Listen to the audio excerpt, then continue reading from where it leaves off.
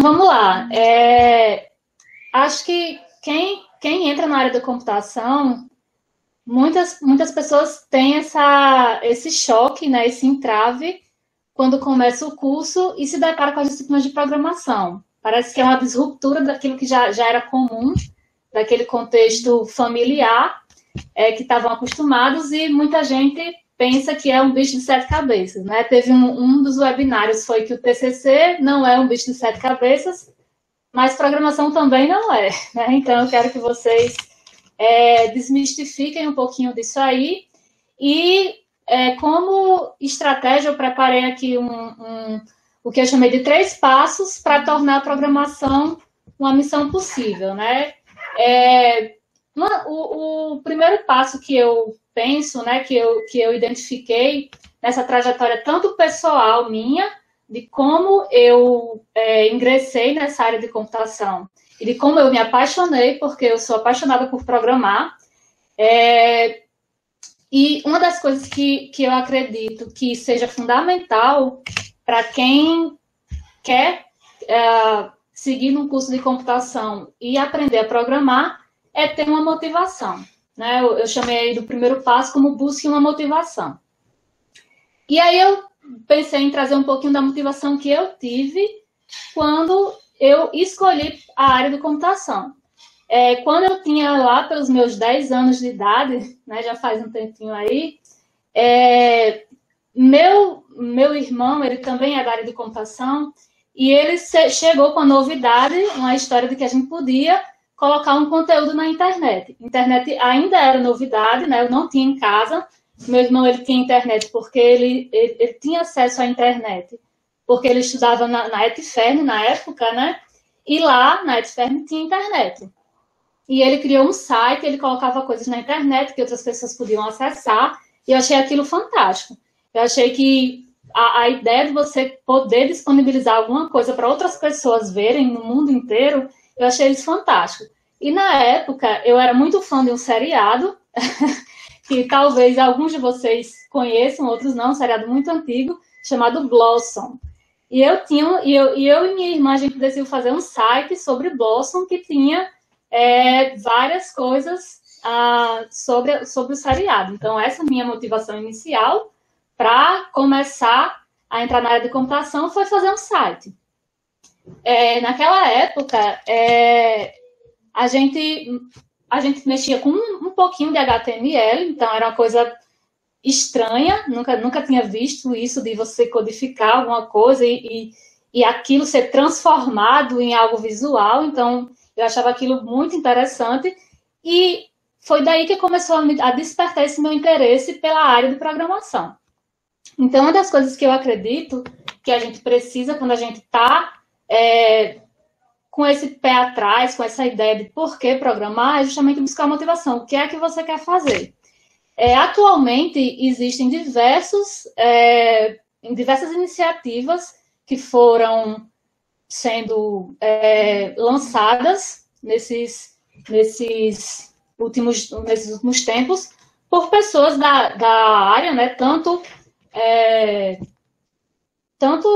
pessoas que são da área de tecnologia, como o próprio Mark Zuckerberg, como o Bill Gates, como também pessoas da política, como Barack Obama.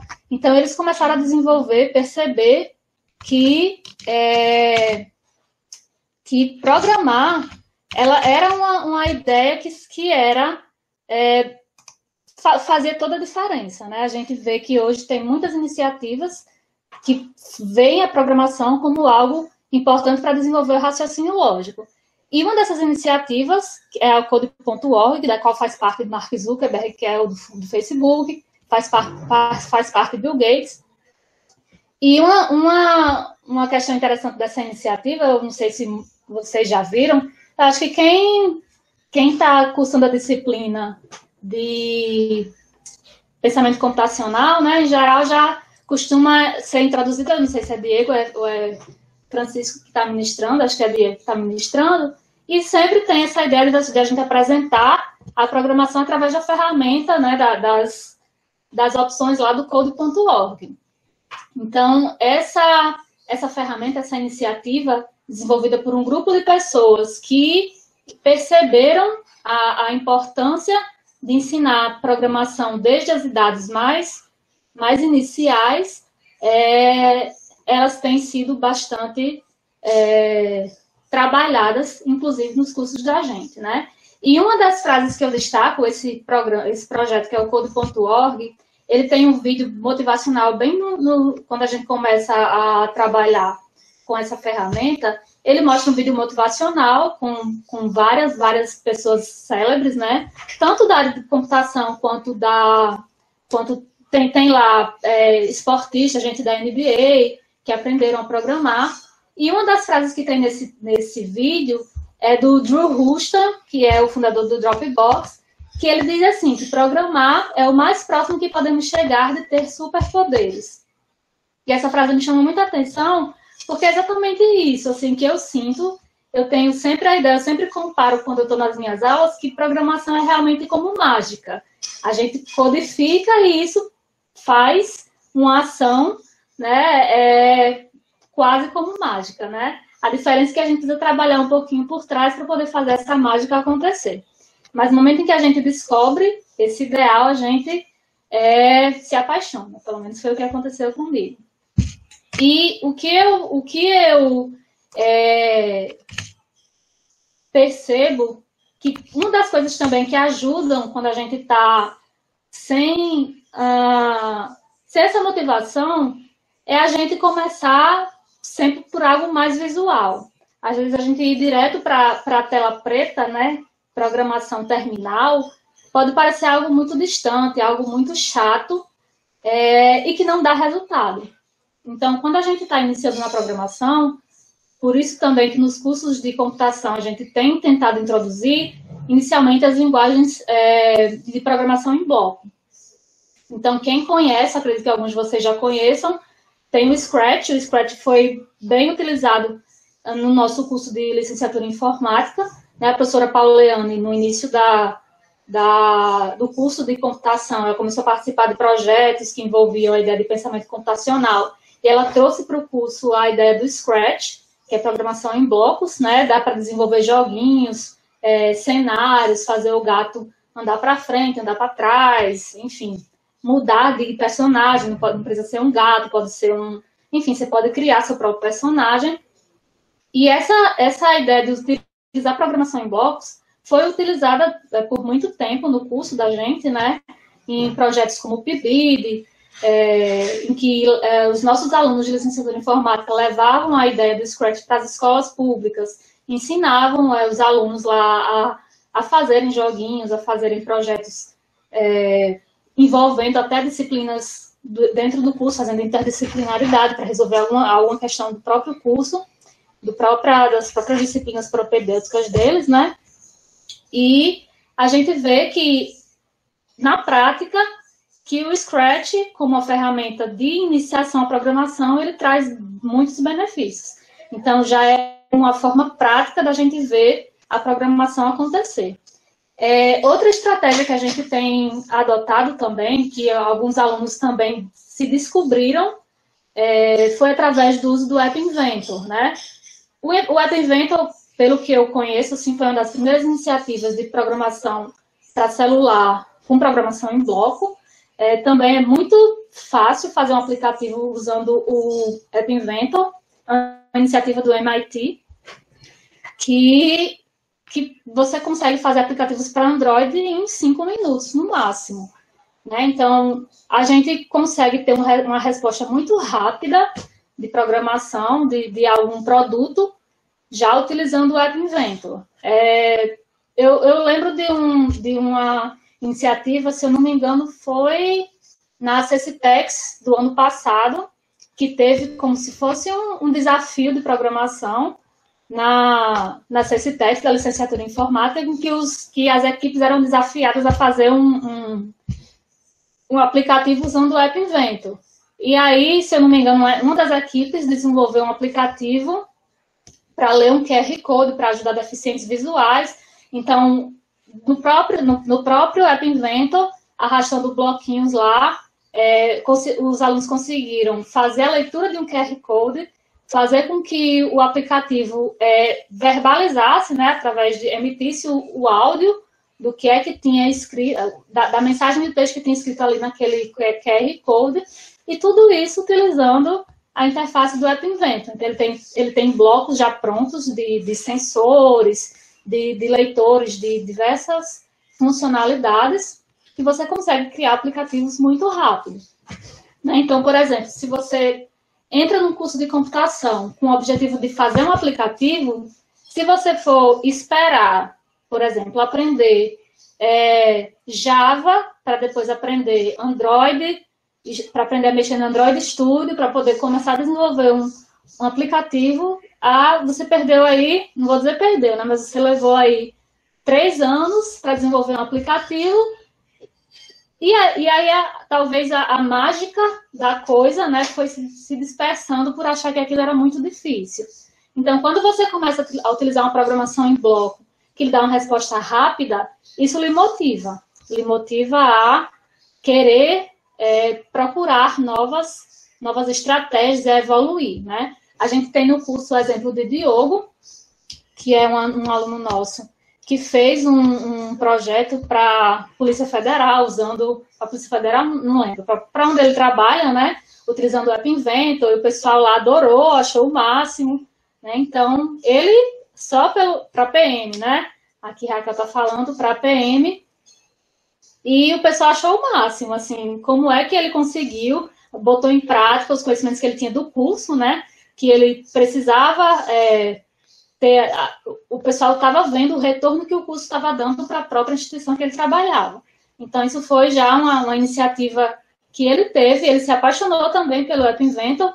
Se eu não me engano, ele achava difícil programar, achava chato, tinha dificuldade, e ele se descobriu no App Inventor, né? Então, ele encontrou uma razão, aí uma motivação para trabalhar com o App Inventor. Então, quem não conhece, vale a pena dar uma olhadinha e ver o que é que consegue fazer, dá para fazer muita coisa. E a outra ferramenta aí que eu trouxe para vocês é a ferramenta do Construct. Construct é uma ferramenta também de programação. Eu não sei se a gente pode categorizar ela em programação em bloco, mas ela é baseada em eventos, e a gente vai arrastando também componentes para criar jogos, que também é uma forma muito rápida de se criar jogos. Teve um desafio do IMD que eles fizeram também, acho que já faz uns 3 ou 4 anos atrás, que foi para desenvolver jogos utilizando o Construct. Então, o Construct é muito prático de fazer jogos, você tem também um retorno muito rápido, e é uma ferramenta que é usada por profissionais. Então, muita gente faz jogo profissional utilizando o Construct. E o que eu falei até agora, essas ferramentas, elas têm a sua versão gratuita, né? O Scratch, eu acho que ele é todo gratuito, o App Inventor também, mas o Construct, ele tem uma versão gratuita e uma versão paga. Para usar a versão gratuita, ele tem algumas limitações, mas já serve para a gente fazer coisas bem práticas, né? A gente consegue criar jogos funcionais, né? Só com arrastando, né? E criando eventos aí para fazer a movimentação dos nossos personagens. Então, vejam que aqui é um joguinho, esse exemplo que eu trouxe para vocês é um joguinho como fosse o Mario, acho que é o Mario 2, né? Se eu não me engano. Sou meio ruim de jogo, mas eu acho que é o Mario 2. E aí, você consegue mexer seu personagem, fazer ele subir obstáculos, pular obstáculos, e isso de uma forma muito prática. Eu tive a experiência de usar o Construct em uma disciplina no curso de licenciatura por 2 semestres, se eu não me engano, a disciplina de programação multimídia, e que o projeto final da disciplina era ter um joguinho pronto, um joguinho educacional. Então, a gente conseguiu concluir com os grupos que participaram. Teve um dos alunos da disciplina, que foi Paulo Augusto, inclusive ele publicou um artigo com um joguinho que ele escreveu. Ele fez um jogo parecido com o Angry Birds, que ele tinha que arremessar uma pedra e acertar uns personagens. Então, ele desenvolveu toda a parte visual, desenvolveu as ações desses personagens, e ficou um jogo bem funcional. Também Clayton, se não me engano, não sei se vocês conhecem, né? Clayton é um aluno que já está bem perto de terminar o curso.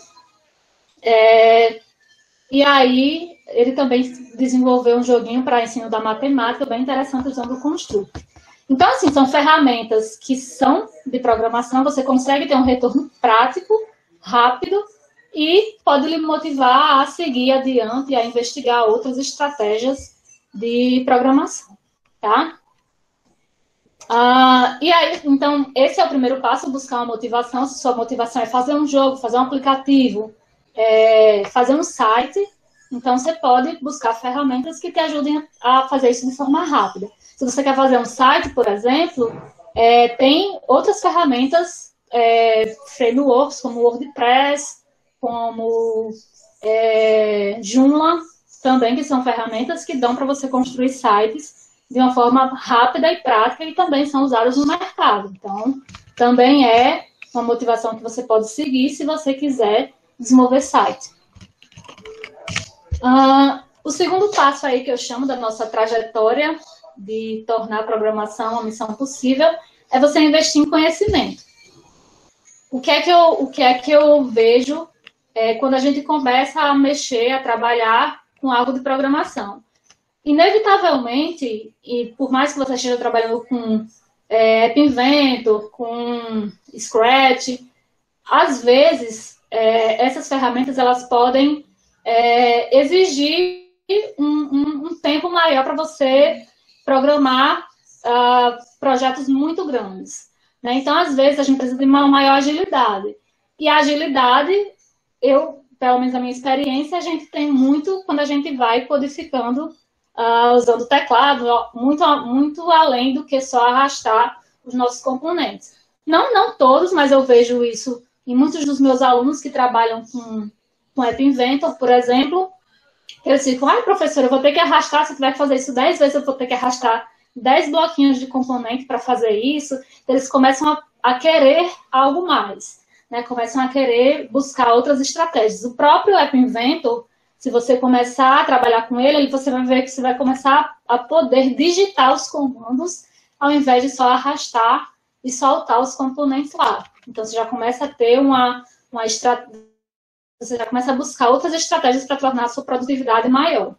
Né? Então, quando a gente vai se descobrindo na área de programação, a gente já tem uma motivação, a gente já conseguiu fazer algo prático, a gente vai buscando alternativas para tornar isso mais ágil. Né? Então, eu trouxe aqui essa frase da Grace Hopper, que ela foi a criadora do primeiro compilador, fez compilador para COBOL, se eu não me engano, e a frase dela, ela diz o seguinte: vá para o mar aberto para fazer coisas novas, né? Para fazer novas coisas.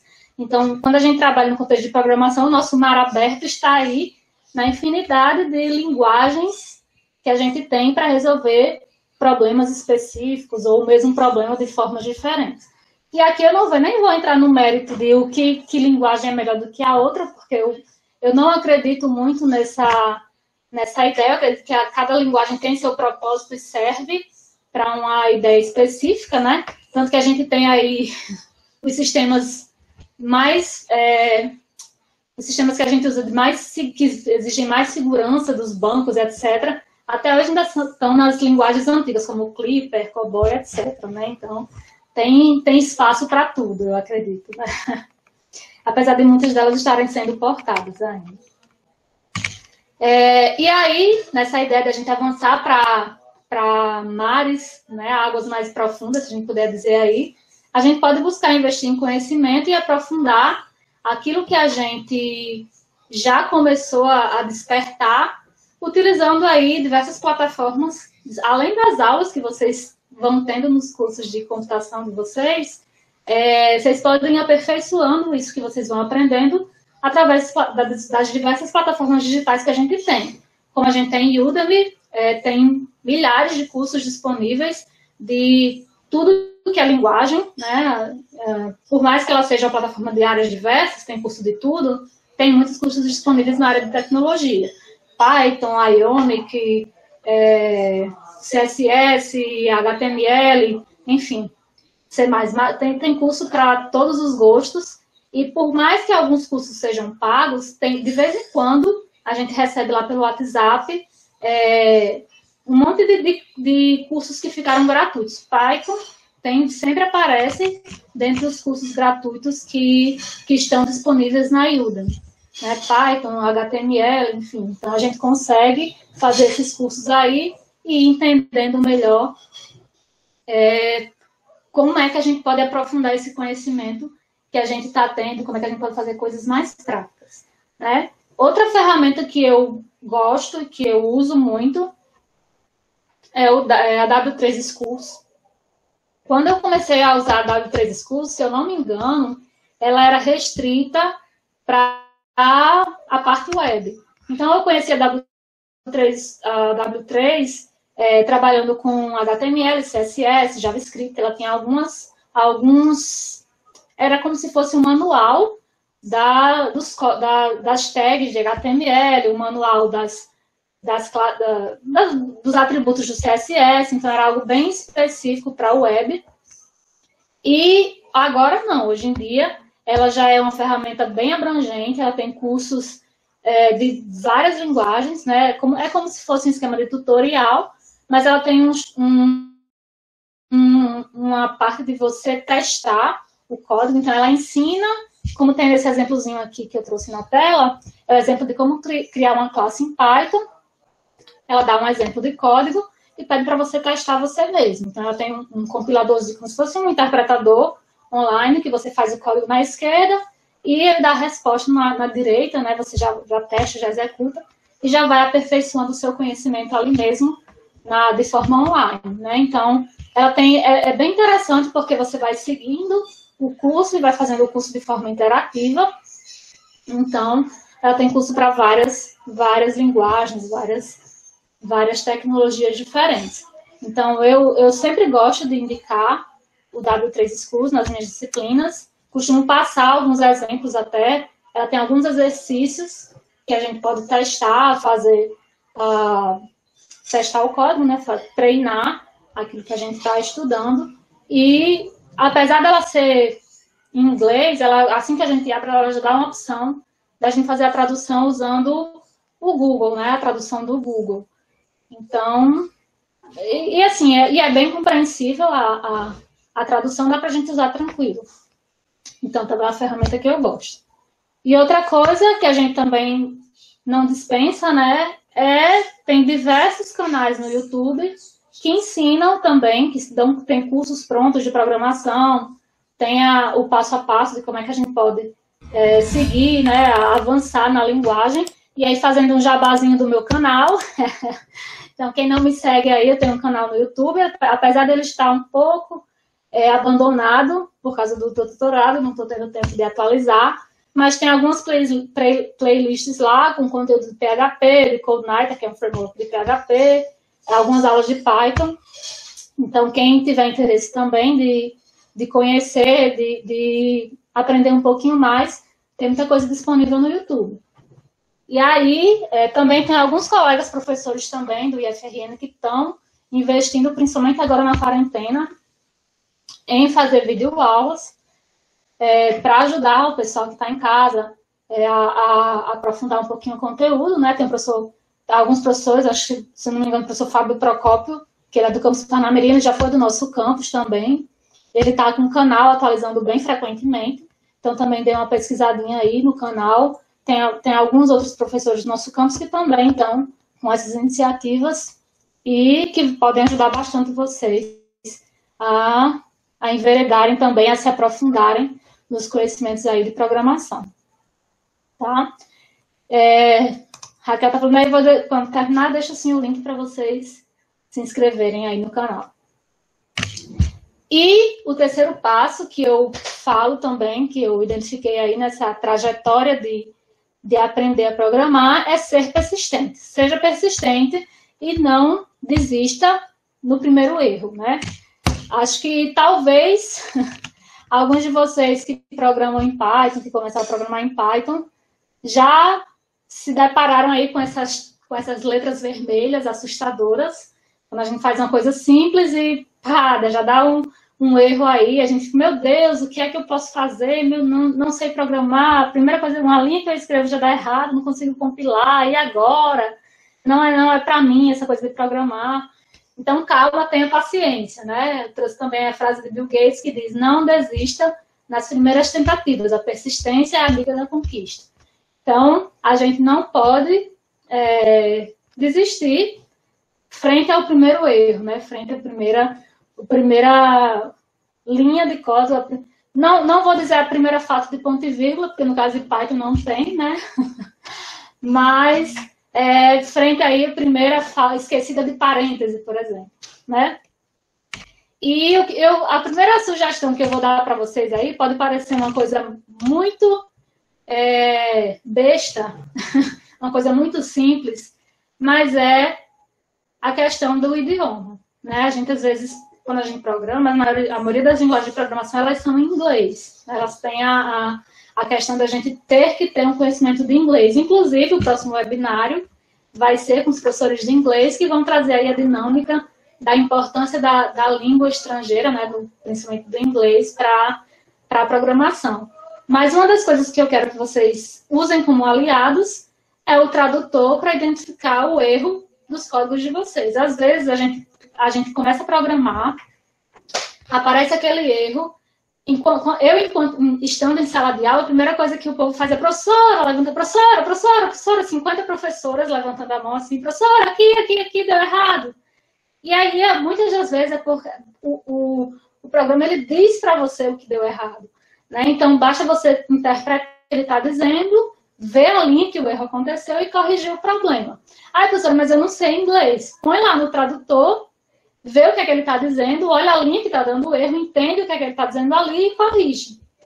Né? Pode ser uma besteira usar, mas o Translate todo mundo conhece. Mas isso aí vai muito além, né? Essa dica ela vai muito além de simplesmente usar o Translate. É você saber que a resposta para o seu problema está na sua frente. Né? O interpretador, o compilador, ele vai falar para você, muitas vezes, né? Às vezes é mais complexo do que isso, mas muitas vezes o problema, a resposta do nosso problema está na nossa frente.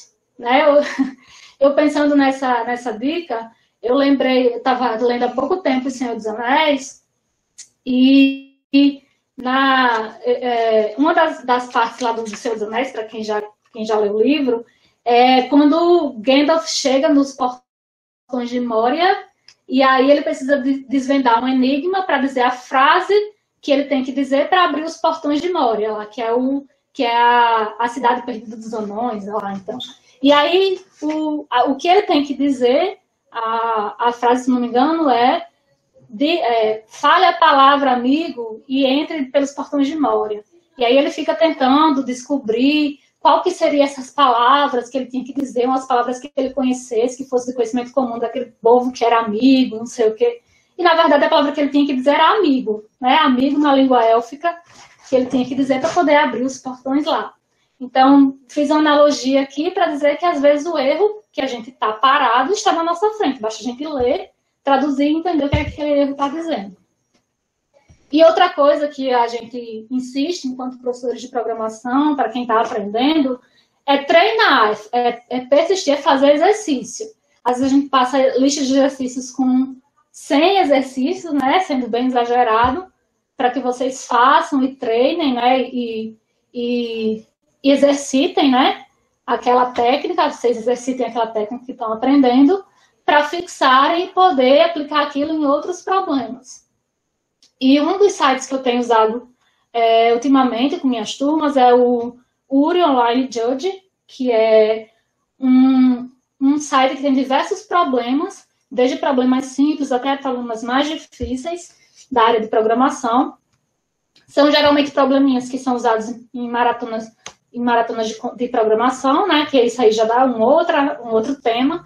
Mas a ideia é que esses programas, esses sites, eles já trazem vários problemas formulados que tem muita gente que está resolvendo, então você consegue tirar dúvidas sobre a forma de resolução desses problemas, e aí tem uma comunidade que pode te ajudar a resolver, você consegue ver qual é a resposta, se a resposta está certa ou está errada do problema, né? Ele tem uma correção automática, então às vezes os professores passam listas de exercícios e demoram muito a te dar a resposta se estava certo ou se estava errado.